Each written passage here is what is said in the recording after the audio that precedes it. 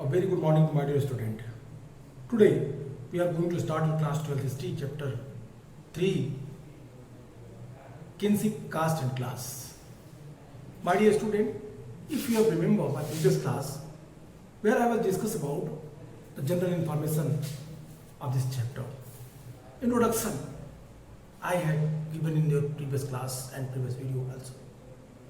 Dear student, today we will try to understand your chapter first topic, the central edition of the Mahabharata. Chapter third, kinship, caste and class. Topic first, the central edition of the Mahabharata.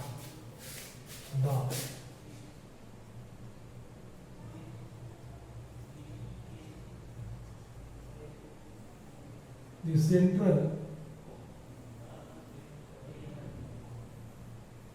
edition of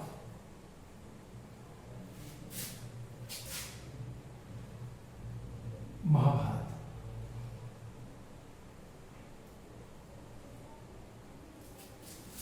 Okay, it means without any hesitation, it is very clear that what we are going to read. We are going to read about Mahabharata. The book, if you will read your book, very clearly given the some information about the Mahabharata. I mean to say that कि जब आप अपने book को पढ़ेंगे first topic तो वहां पे लिखा हुआ है one of the most the ambitious project of the scholarship began in 1919 under the leadership of noted Indian the Sanskritist V S. Sukthankar. V S. Sukthankar एक नाम लिखते हैं वी.एस. सुख, स्पेलिंग चेक कर लीजिए. वी.एस. S-U-K-T-H-A-N.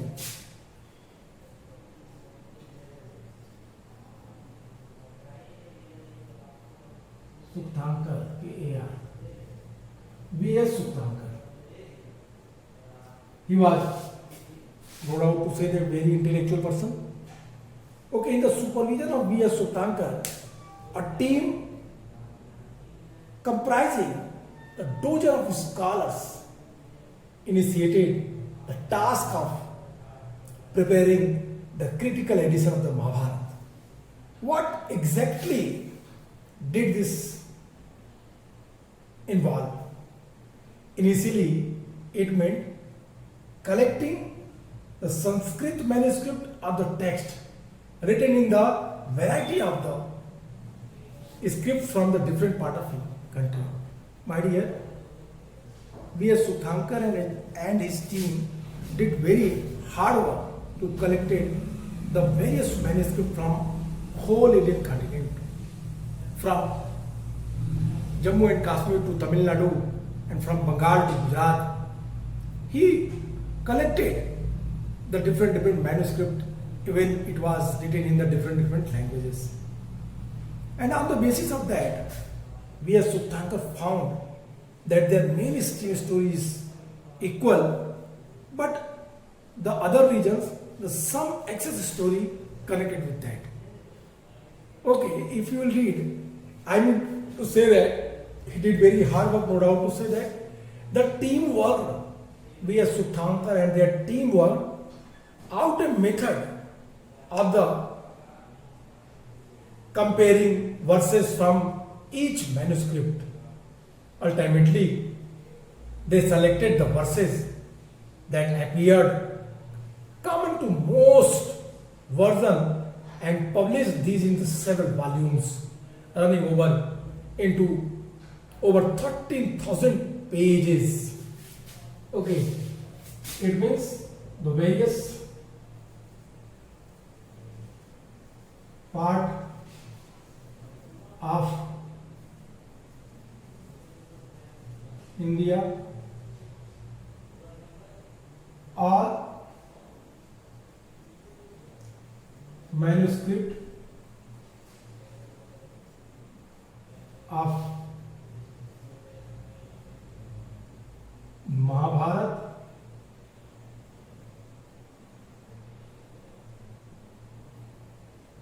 have collected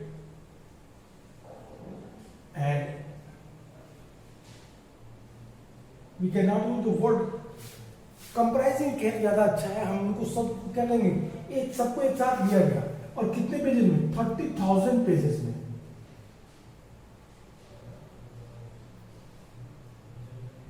एक स्टोरी तैयार की गई, बनाया गया 13,000 pages.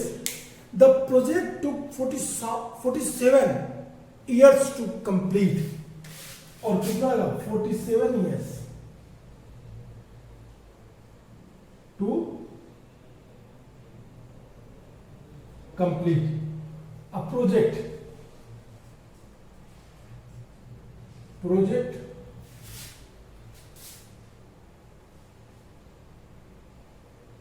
that had taken 47 years to complete, and it came as a great epic Mahabharata.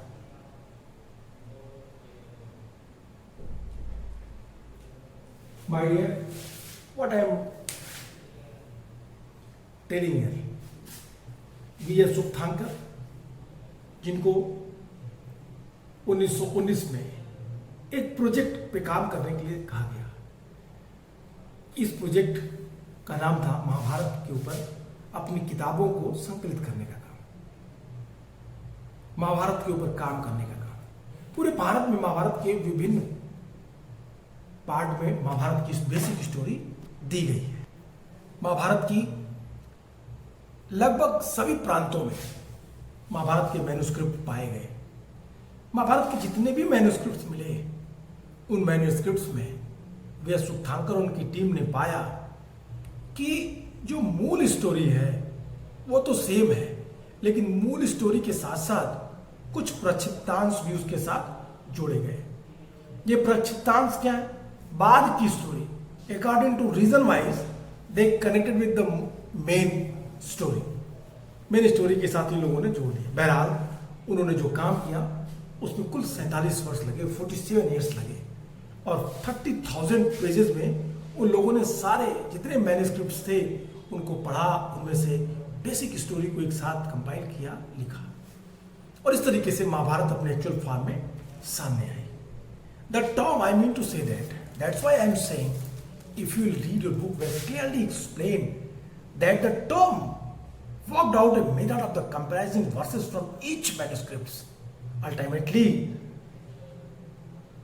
they selected the verses that appeared common to most versions and published these in the several volumes running into over 30,000 pages.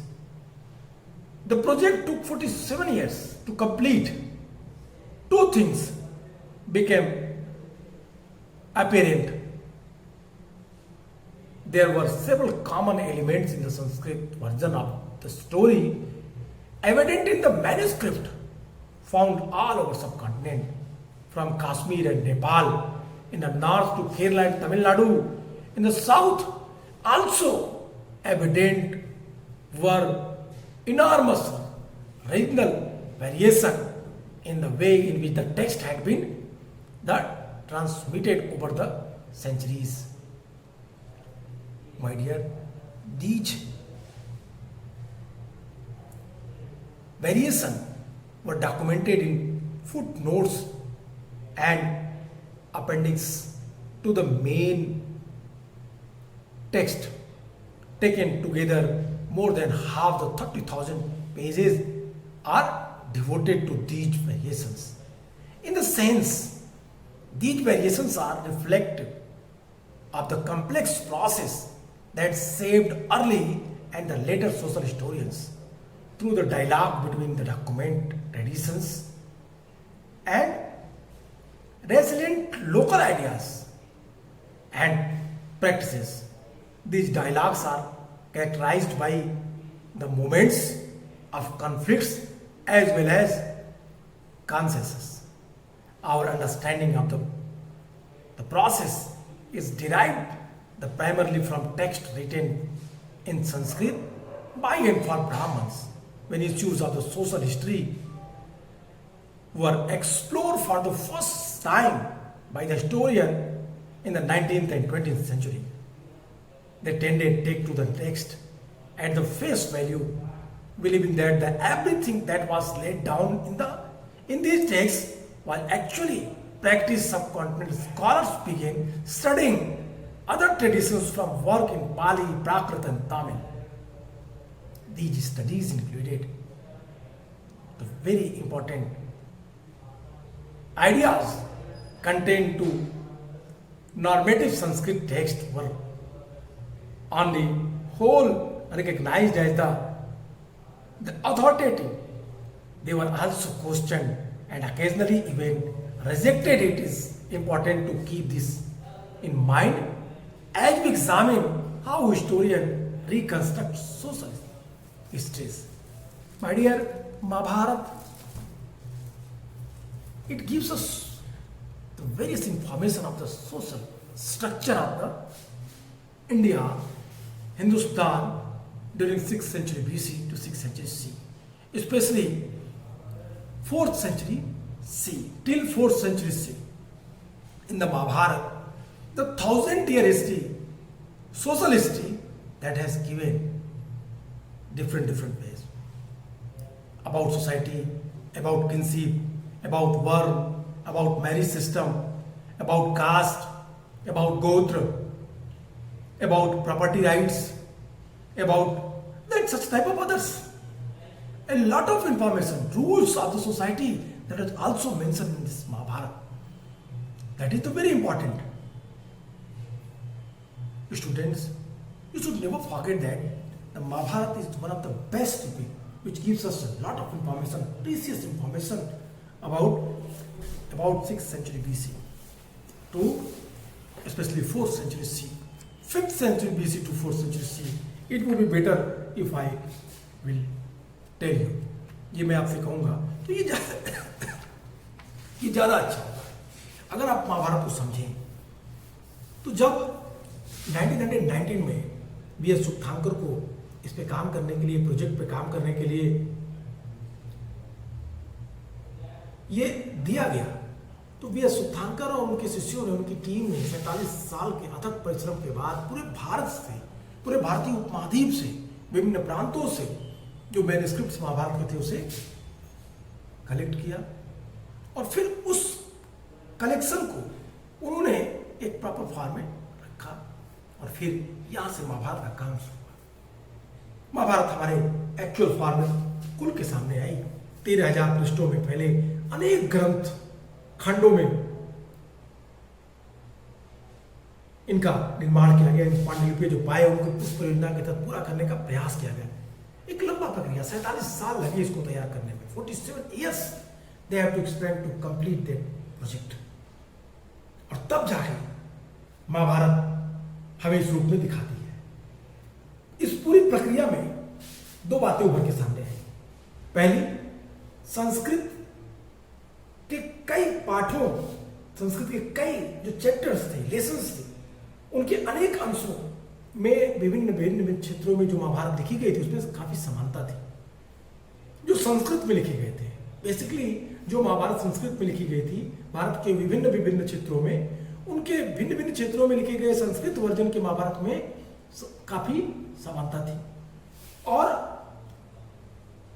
यह इस बात से स्पष्ट हो जाता है कि समूचे उत्तर इस भारत में, पूरे इंडियन कॉन्टिनेंट में, कश्मीर और नेपाल से लेके दक्षिण में केरल और तमिलनाडु तक सभी पांडुलिपियों में यह समानता एक मेन स्टोरी के रूप में सामने आई। जो समान थी, सभी जगह की बातें बताई गई कि ये महाभारत तो भाइयों के बीच, तो चचेरे भाइयों के बीच एक युद्ध था, महाभारत थी।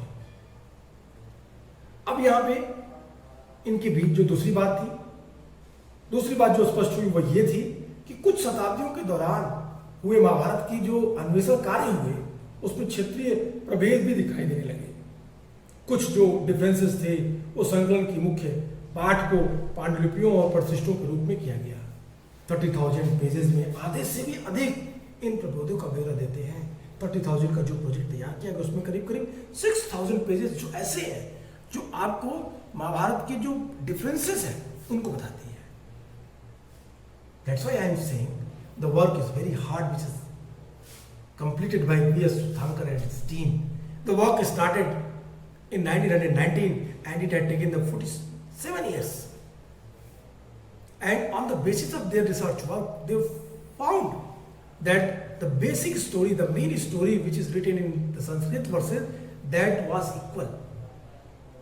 From the different regions also, from Kashmir and Nepal to Kerala and Tamil Nadu, from north to south, that is a very vast, and it gives us many more information. इसलिए मैं ये बात कह रहा हूँ, इन सभी प्रक्रियाओं के बारे में हमारी समझ मुख्यतः इस महाभारत के ग्रंथ को पढ़ने के बाद ही सामने आती है। महाभारत में जो बातें बताई गई, महाभारत जिन चीजों की सूचना देता है वो एक सबसे महत्वपूर्ण है। इन सभी प्रक्रियाओं के बारे में हमारी समझ मुख्यतः उन ग्रंथों पर आधारित है जो संस्कृत में ब्राह्मणों द्वारा उन्हीं के लिए लिखे गए। 19वीं सेंचुरी में हिस्टोरियंस ने पहली बार सामाजिक इतिहास के मुद्दों को अनुशीलन करते हुए, ध्यान रखते हुए इन ग्रंथों को सतही तौर पर समझा। उनका विश्वास था कि इन ग्रंथों में जो कुछ भी लिखा गया है वास्तव में वो उसी तरह से व्यवहार में लाया जाता होगा। कालांतर में विद्वानों ने पाली, प्राकृत और तमिल ग्रंथों के माध्यम से उन परंपराओं का अध्ययन किया। उन अध्ययनों से यह स्पष्ट हुआ कि जो आदर्श मूलक संस्कृत ग्रंथ आमतौर से आधिकारिक माने जाते थे, किंतु इन आदर्श को प्रश्नवाचक दृष्टि से भी देखा जाता था। ब्राह्मणों ने जिन कानूनों को, जिन नियमों को उस बुक में कंपाइल किया, क्या वो बातें सही थी? और यदि वो सही थी तो क्या पाली और प्राकृत में जो कहानियां बताई गई हैं क्या उससे सिमिलरिटीज रखती हैं? इन चीजों के आधार पे कंपेयर स्टडी करने का प्रयास जो मॉडर्न हिस्टोरिस्ट ने किया, उसके आधार पे बहुत कुछ क्लियर हुआ और एक एनालिटिकल हमारे पास इंफॉर्मेशन सोसाइटी की प्राप्त हुई अर्ली सोसाइटी के बारे में। 6th century BC to 6th century C के बीच ये जो काम था, इन चीजों के आधार पे इतिहास को एक नए तरीके से समझने का प्रयास किया गया। My dear, I hope you are getting understand that what I am telling, that is the very important things. Okay, तो ये था एक जनरल इंफॉर्मेशन महाभारत की। अब महाभारत के बारे में क्या क्या इंफॉर्मेशन है, एक बात कही जाती है, बोर्ड में कई बार क्वेश्चन पूछा गया है कि why Mahabharata is a dynamic text. Mahabharata is a dynamic text, why? Question है।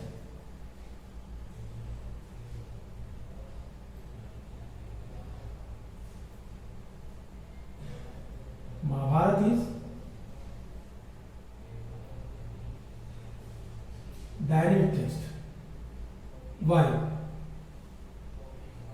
ये जो क्वेश्चन है, अब इसको कैसे आप इसका आंसर लिखेंगे? आंसर, अगर आप इन चीजों को समझ रहे हैं तो आंसर बहुत आसान। अगर आप इस लेक्चर को नहीं समझे तो I think answer would be very difficult for you. Okay, अब कुछ चीजों को मैं आपको बताता हूं, ध्यान से मेरी बातों को समझिए। महाभारत का नाम, महाभारत कैसे पड़ा, इन चीजों की general information about Mahabharata. First you have to understand the general information about Mahabharat.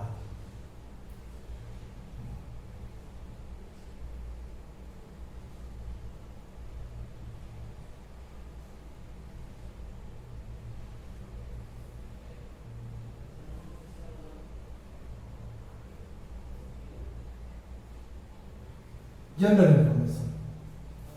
Yeah, general information is that, first point is that, first in the starting,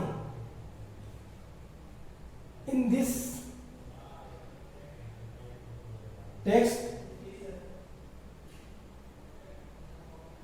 only 8800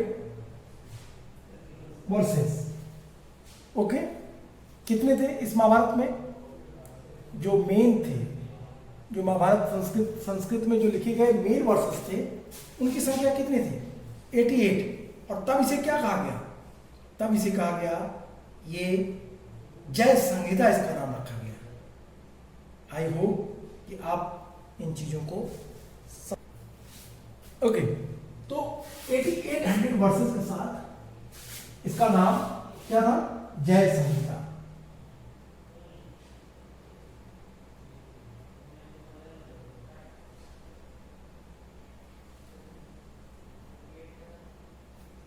okay, gradually we had seen that the number of verses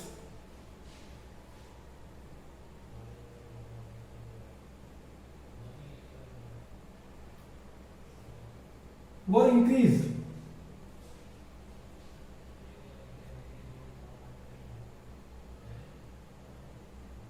and it became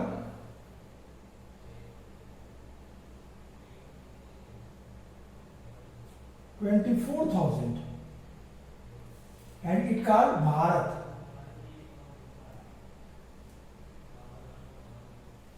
Of third, the verses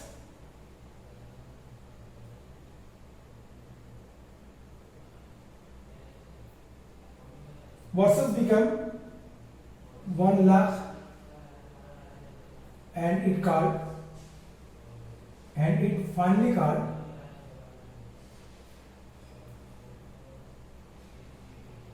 Mahabharat.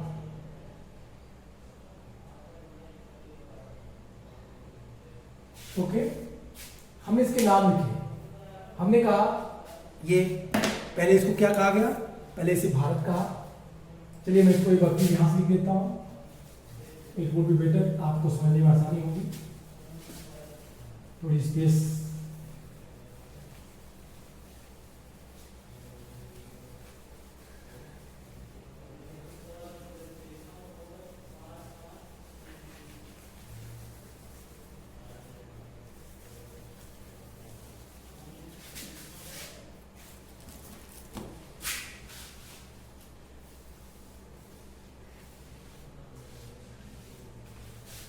Okay. तो 8800 versus के साथ ये थी जय संहिता।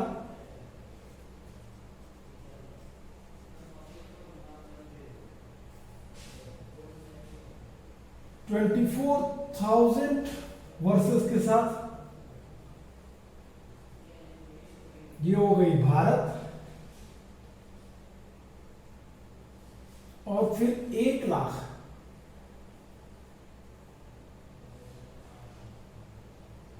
Versus के साथ इसे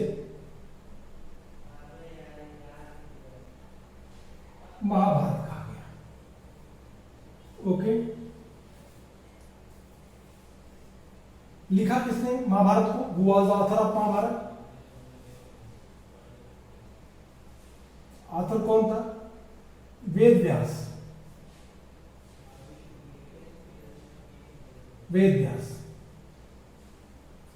but author कौन थे? सूत। और 5th सेंचुरी तक आते आते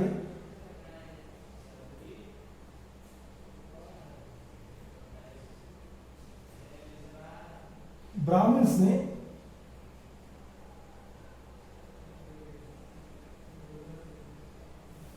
इसको लिखने का काम शुरू कर दिया। अब महाभारत, अब यहां पे बेसिक क्वेश्चन पे भाई, अब ये क्वेश्चन है आपका, ये तो जनरल इंफॉर्मेशन। अब आप क्वेश्चन करेंगे, why Mahabharata is called the dynamic text? Mahabharata को डायनेमिक टेक्स्ट क्यों कहते हैं? कई सारी चीजों को आप जोड़ सकते हैं, बता सकते हैं। महाभारत अर्ली हिस्ट्री के लिए इंसाइक्लोपीडिया है। First, for early history, for early social history,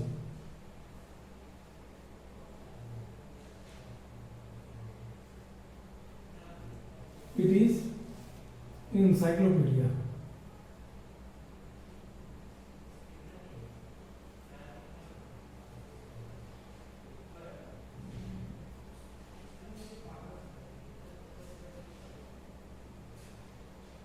Okay, encyclopedia. Second thing is that social history के लिए क्या है? एनसाइक्लोपीडिया है। लिख देते हैं।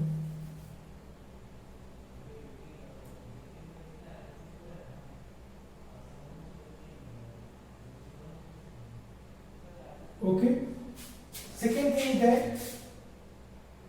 250 जन के बारे में इंफॉर्मेशन दे रही है। थर्ड, महाभारत में कुल 18 पर्व है, 18 पर्व। 6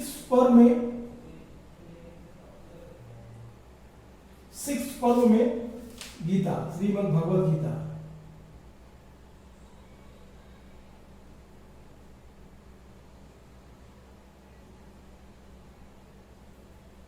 श्रीमद् भगवत गीता दिया है। फोर्थ, कितने तीर्थों की बात करते हैं? महाभारत में एक मंत्रिमंडल, कैबिनेट मिनिस्टर, पॉलिटिकल मिनिस्टर कहता है कि राजा को शासन चलाने के लिए क्या करना चाहिए? 250 जनपदों के साथ साथ 18 डिपार्टमेंट की बात करता है। कहता है कि इनके शासन को चलाने के लिए कितने एटलीस्ट होने चाहिए? 18 डिपार्टमेंट।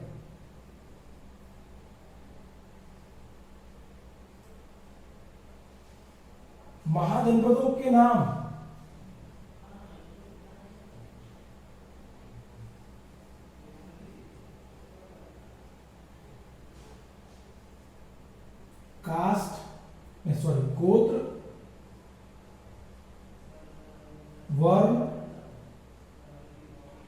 गोत्र, वर्ण,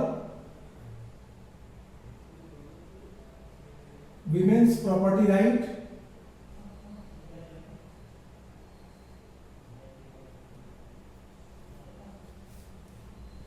के बारे में भी हमको ये इंफॉर्मेशन देती है। बेसिक सूचनाएं हमको ये इनसे देती है। मेरे कहने का सेंस इतना ही है कि महाभारत कंप्लीटली डायनेमिक टेक्स्ट है। क्यों? क्योंकि महाभारत से हमें 1000 साल के इतिहासों का पूरा विस्तृत ब्यौरा प्राप्त होता है। अगर महाभारत को समझें, अगर महाभारत में जो वर्ड और जो टर्म दिए उनको समझें, तो आप बेसिकली महाभारत की पूरी चीज़ों को समझ जाएंगे। ऐसे आप महाभारत जैसे ही पढ़ें, कोई भी आपसे पूछेगा तो महाभारत का प्राचीन नाम मैंने आपको बताया जय संहिता। जब उसमें वर्सेस की संख्या बढ़ी तो उसको भारत, और फिर 1 लाख हुई तो उसको सहस्त्री संहिता या महाभारत का नाम दिया गया। इनमें जो सूचनाएं अंकित हैं, जो बातें की गई हैं, महाभारत को एक ही साथ आदि पर्व में अर्थशास्त्र, धर्मशास्त्र और कामशास्त्र का एक मिला जुला रूप कहा गया है। प्राचीन भारतीय ज्ञान का विश्वकोश महाभारत को कहता है। महाभारत स्वयं को इतिहास में उत्तम बताता है। इस पुस्तक में वर्णित है कि धर्म, अर्थ, काम एवं मोक्ष के विषय में जो सब जगह है वह तो इसमें है ही, लेकिन जो इसमें बताया गया है वो अन्यत्र नहीं है, इस बात का उल्लेख रहता है। महाभारत के विषय में यह भी कहा जाता है कि इसे पूरा एक बार नहीं पढ़ते, क्योंकि इसमें महाभारत में इनकारनेशन की बात की गई है, अवतारवाद की बात महाभारत में की गई है। पहली बात, अवतारवाद की विशद व्याख्या की गई है महाभारत में जनपदों की सूचना दी गई है। शांति पर्व 12वां पर्व महाभारत का सबसे बड़ा पर्व है, जिसमें पॉलिटिकल जो स्ट्रक्चर है उस समय का, उसे विस्तार से राजधर्म, राजा के कर्तव्यों की बात की गई है। ड्यूटी ऑफ द किंग के बारे में विस्तार से बात की गई है। साथ ही साथ महाभारत में तत्कालीन समय के जो डेमोग्राफी थी उन चीज़ों पे भी काफ़ी विस्तार से चर्चा की गई है। हमने आपको पिछले चैप्टर में पढ़ाया था कि जब बीबी लाल ने हस्तिनापुर का उत्खनन कराया तो उन्हें महाभारत के कोई भी एविडेंस नहीं मिले। महाभारत जो 5th और 6th लेयर प्राप्त हुई, 6th लेयर तक, और 3rd 4th जो लेयर थे उसमें उन्हें सरकंडे या जो अर्बन सोसाइटी की बात महाभारत टेक्स्ट कर रही थी, वहाँ पे वो रूरल सोसाइटी के एविडेंस उनको मिला। बीबी लाल महोदय ने PGW की पहचान महाभारत युग से की। महाभारत से जुड़े हस्तिनापुर, पानीपत, तिलपत, मथुरा, बैराट, कुरुक्षेत्र, इन चीज़ों के बारे में बागपत जैसे स्थानों से PGW संस्कृत के प्रमाण मिले। पांडवों की राजधानी इंद्रप्रस्थ, जो वर्तमान दिल्ली का पुराना किला है, उसकी चर्चा शम्स सिराज अफीफ ने तारीख फिरोजशाही में की है। अबुल फजल ने हुमायूं का किला उसी स्थान पर था जिसकी चर्चा उसने अपने ग्रंथ में की, जहाँ पांडवों की राजधानी इंद्रप्रस्थ थी। अभी हाल ही में उत्तर प्रदेश के हड़प्पा युगीन स्थल सनौली के 3 जो सनौली जो वर्तमान हरियाणा की दिल्ली और हरियाणा की सीमा पर स्थित है, जो वहाँ पे उत्खनन हुआ तो 3 युद्ध रथ, 3 शाही ताबूत, धनुष, समाधिस्थ योद्धाओं की कब्र, सौदा भट्टी, तमाम सारी चीजें मिली। It means what I am saying you that Sanauli that is the very latest place which gives us the information about the Mahabharata and the information which is given in. So that's why I am saying the Mahabharata was a dynamic text. इस चीज को हम फिर continue करेंगे और next topic में जो हम पढ़ेंगे, आपका नेक्स्ट टॉपिक है इसी चैप्टर का, वो है kinship and marriage, many rule and varied practices. तो जब हम मैरिज सिस्टम के बारे में पढ़ेंगे महाभारत के, तो यहाँ पे हम इन चीज़ों को और विस्तार से देखेंगे। तो आज के लिए इतना ही, फिर मिलेंगे नेक्स्ट क्लास में। Good bye.